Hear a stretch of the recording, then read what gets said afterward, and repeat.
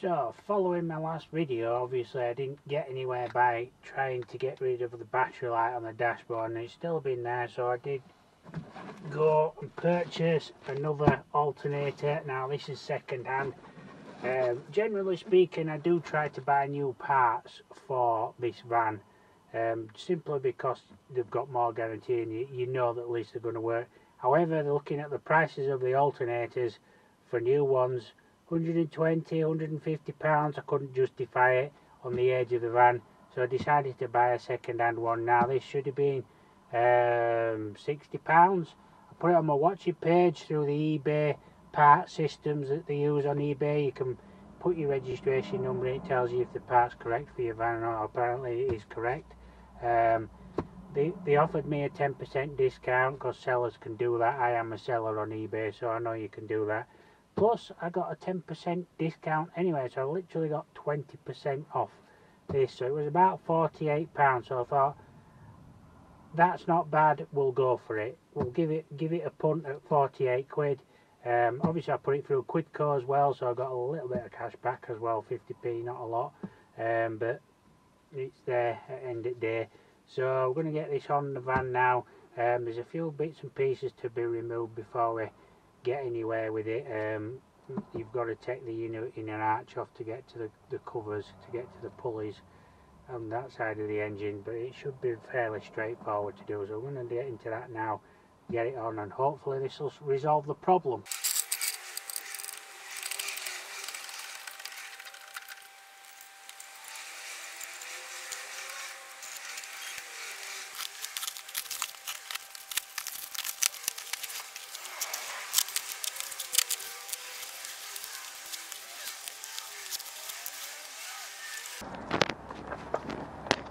So basically you can see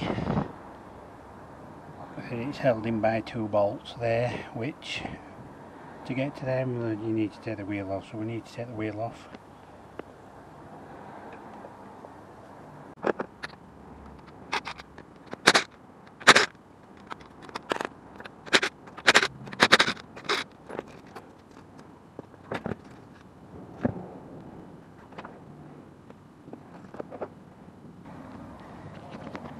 So to actually get to the alternator from this side, obviously we've had to take the wheel off, and we need to remove this cover here, covered in oil.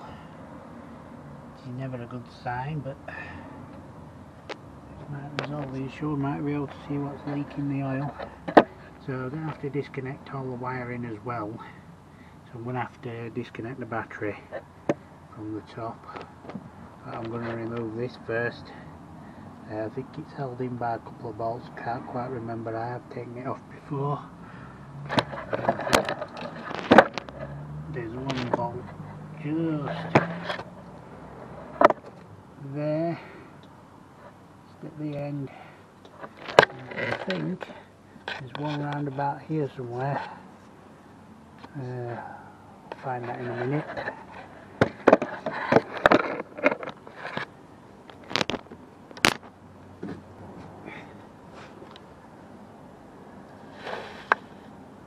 There we go. So, bolt, literally held in by two bolts is this. So you got a bracket there holding the cover on, and then you've got the one bolt there as well. So one's 10 and one's 8mm, which is slightly annoying, but we'll get these off now. Take that one off first.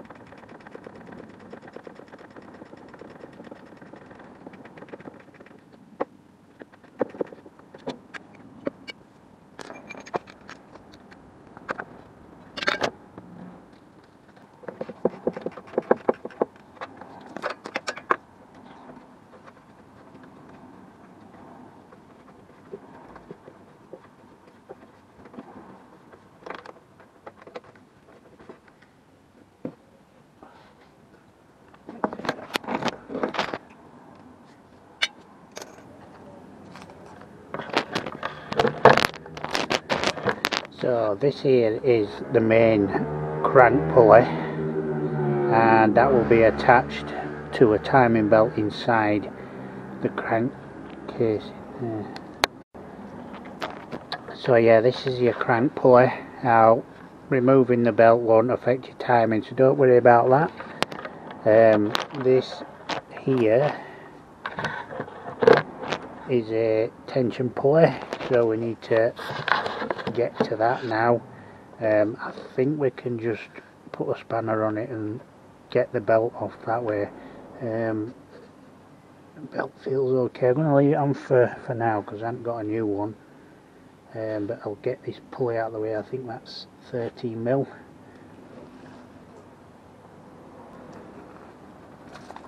Now, doing an alternator, this pretty much works the same for any alternator that you do,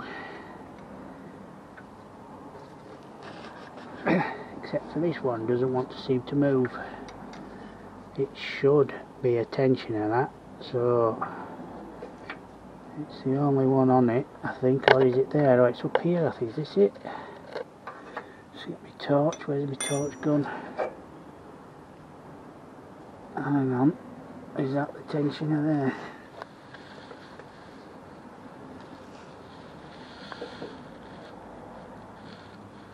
Yeah, you should have a spring-loaded tensioner. Let's see if I can get a spanner on it. Looks more like a 15, doesn't it?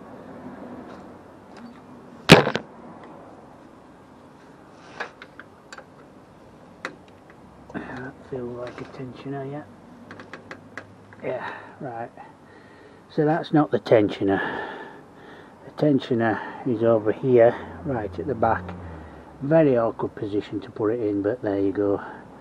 So what you do is you get your spanner on the nut and you basically relieve the tension. Now,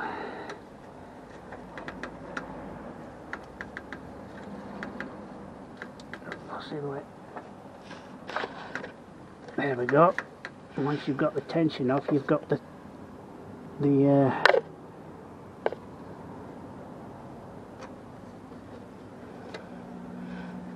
gotta remember how it goes back on as well. So we'll leave that spanner on there for now.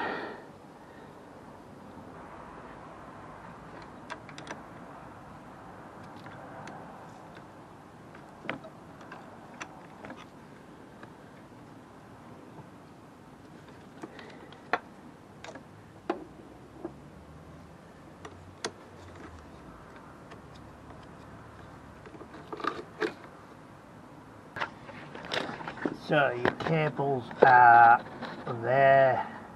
There's a red one going in. This is your feed to the battery, and there's one round the side there which is just a plug. So basically this is just a 10mm nut, and it's just a case of getting it off. Again, making sure you've disconnected your battery again, because you don't want it grounding on the side of the engine or something. You'll get a lot of sparks, put it that way, if that happens. And there we go. We'll leave that in the little tray there. So we've got the wiring out of the way. There is just a little plug there now. I can remove the alternator with that off and then just take the plug off, because it'd be a bit easier to get to from that side. So we'll go back around the other side, start taking the nuts off and get the alternator off.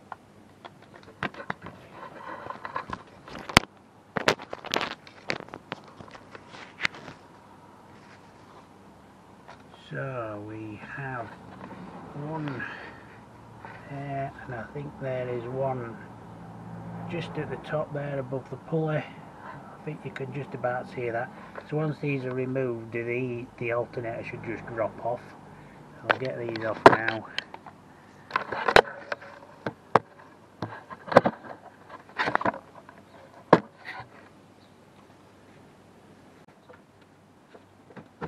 And they look to be 10mm as well.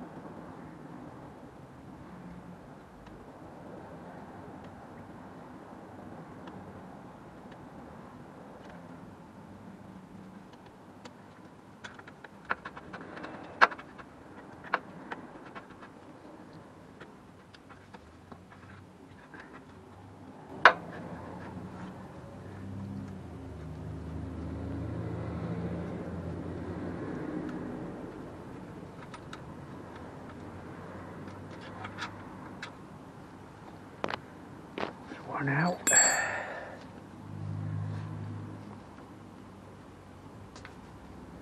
Now the other one, can't get it out because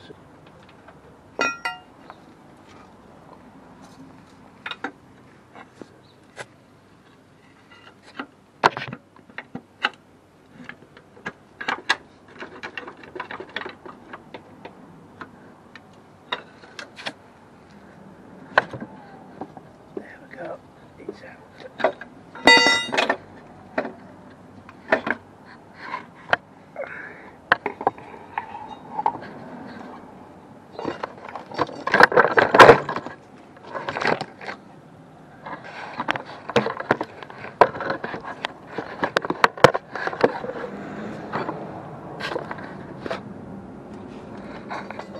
Once you've got it out, you can just undo the plug like that.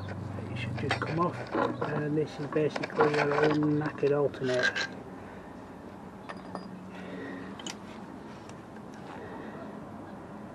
So once you do have it off, all you have to do is put the other one back on. What I've got to mention is you need to check that it is the right plug, because you may need to change that plug, or may change the alternator. But this is exactly the same. It should just straightforward enough. So the bolts, ready to put the other bolt, they just slide back in.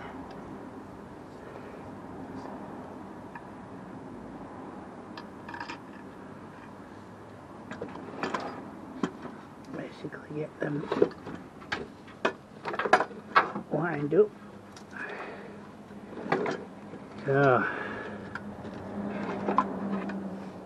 there's these little cutouts here, top and bottom, that's so the bolts can come out. With the look of it, I thought it might be one of those where you have to drop the engine, but that happens on Clios, that used to do. I've never done a Clio.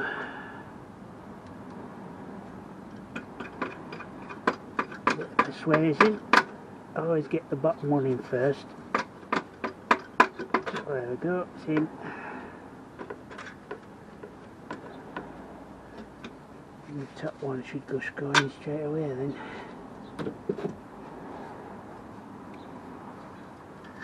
So all you have to do is bash it in like that.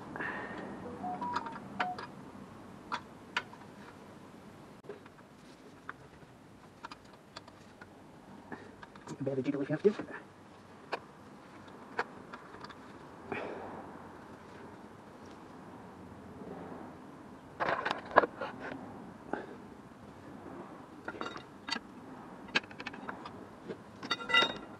So you can't see what you're doing. Like that.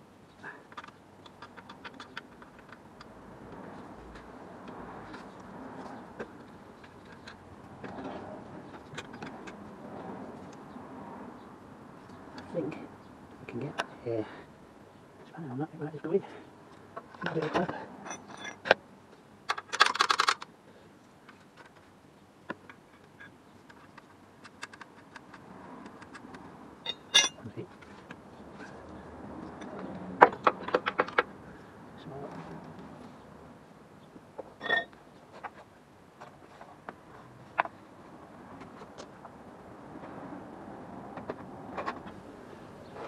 maybe should try and undo the bottom one again, loosen it out and see if we can get the top one in first.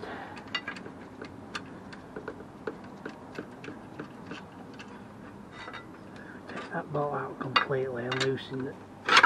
Ooh, it's hanging, it's hanging.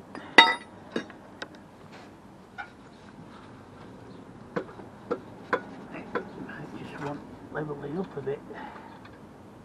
It's gone in a bit further this time. Just keep giving it a bit of a jiggle. I think it's in that. By Jove, I think we've got it. Have we? I think we do.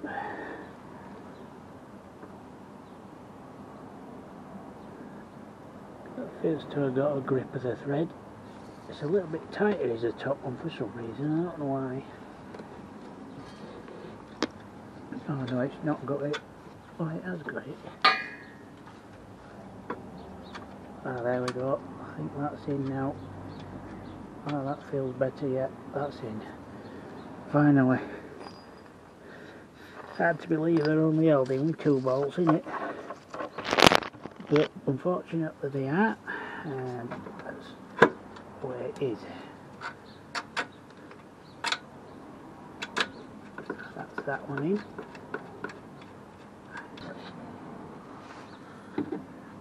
So the next job is to get the pulley tension back on. So we're gonna just feed it round again. Now this is sometimes a lot more difficult. What also we need to do is make sure it's still on the water pump at the top, which it is, and fed round correctly.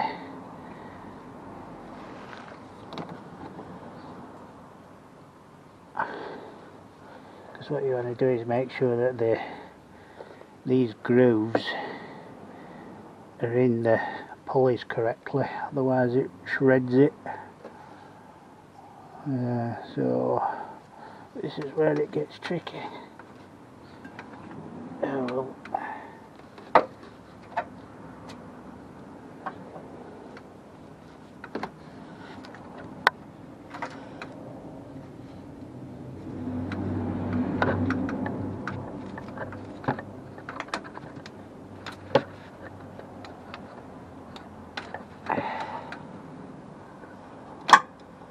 There we go.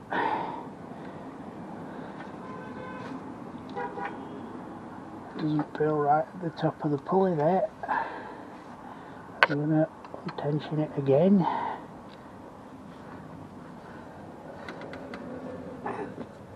Get it to sit right on the pulley.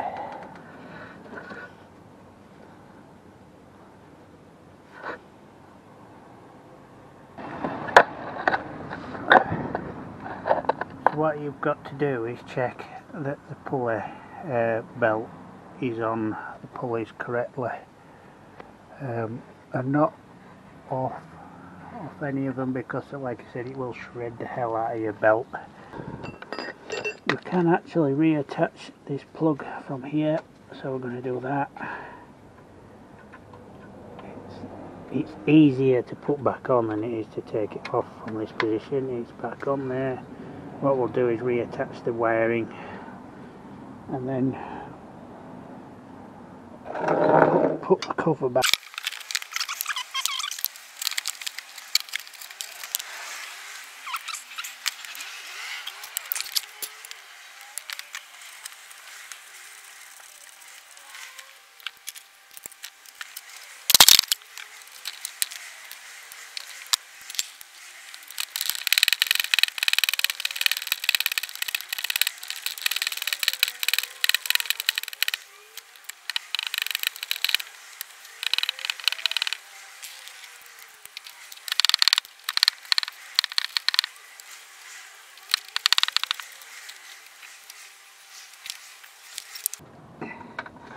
So you need to make sure that is tight. Now if you're wondering why there's two leads on it, is one when the RAC came out and put the new battery on, they said they needed replacing, but obviously this is a more heavy duty cable, so I reinforced it, if you can look at it like that, with a short cable, and then I run it up to the battery from the starter motor, and obviously reused the old cable just as an added bit of security for it. Now I think that should basically come down there. There we go. Right, what we need to do is reconnect the battery.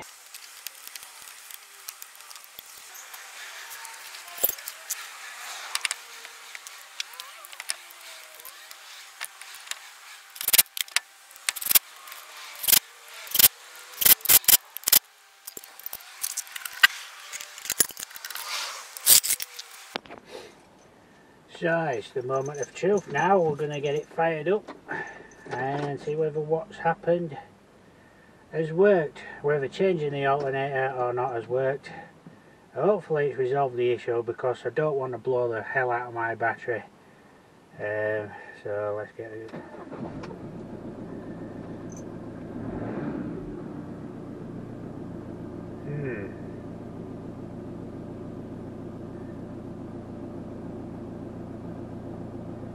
So we still have a battery light on.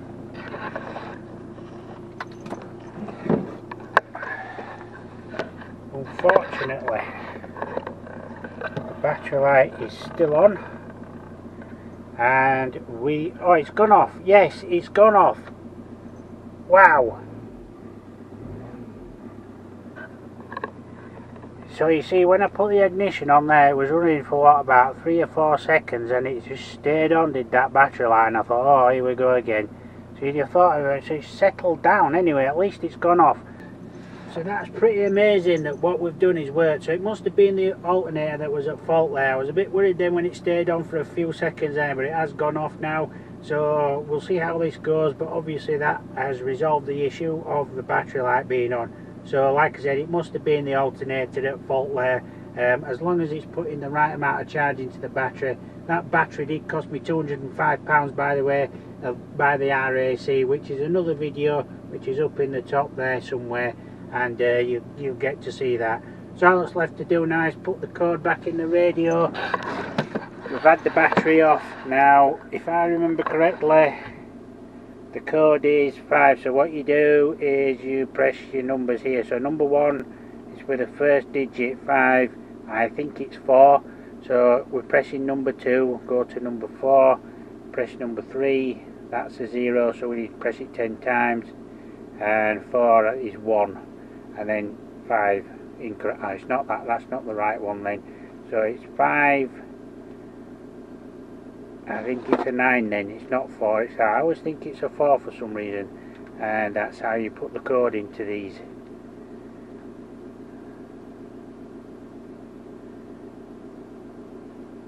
There you go, that's sorted. So the next is your clock. Press your clock button, and we don't know what time it is. Just turn it down a bit. Oh, hang on. Turn it down. So you press your clock button, you've got your arrow buttons there. It's not 4 minutes past, it's not 4 o'clock, it's still only 12, and you use your dial here. So we want it to be 12:59, it's 1 o'clock. So I'm going to put 59, and then obviously you want to put the date in as well. You think it's the 21st. It's the 20th today of May. 125 and 2024. Once you're satisfied, press clock. There you go. So there you go, guys. Hope you got something out of the video today, and don't forget to like and subscribe to the channel. Probably put a few more different bits and pieces of videos on. And thanks for watching. Thanks for watching this video. Go and watch the other videos if you can. Like, once again, don't forget to like them, and don't forget to give us a big thumbs up and subscribe to the channel. Thanks for watching. See you in another video soon.